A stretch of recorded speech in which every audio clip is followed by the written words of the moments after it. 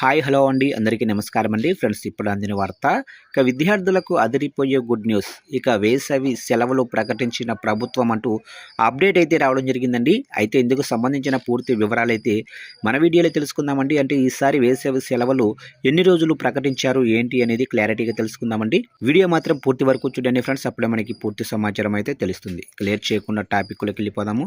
ఇక తెలంగాణలో ఎండలు ముదురుతున్న వేళ పాఠశాల విద్యార్థులకు రాష్ట్ర ప్రభుత్వం తీపి కబురు అందించింది. 2025-26 విద్యా సంవత్సరానికి సంబంధించి వేసవి సెలవుల షెడ్యూల్ను విద్యాశాఖ అధికారికంగా ప్రకటించింది.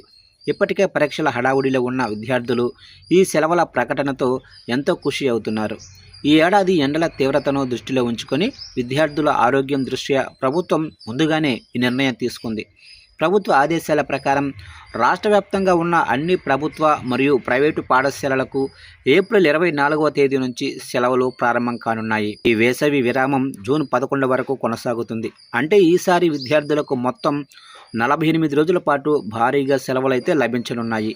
వేసవి సెలవులు ముగిసిన తర్వాత తిరిగి జూన్ 12వ తేదీన 2026-27 కొత్త విద్యా సంవత్సరం ప్రారంభమవుతుందని ప్రభుత్వం స్పష్టం చేసింది. ఇక సెలవుల కంటే ముందే సిలబస్ను పూర్తి చేయాలని, అవసరమైతే అదనపు తరగతులు నిర్వహించి విద్యా ప్రణాళికను సజావుగా ముగించాలని పాఠశాల యాజమాన్యాలకు అధికారులు సూచించారు.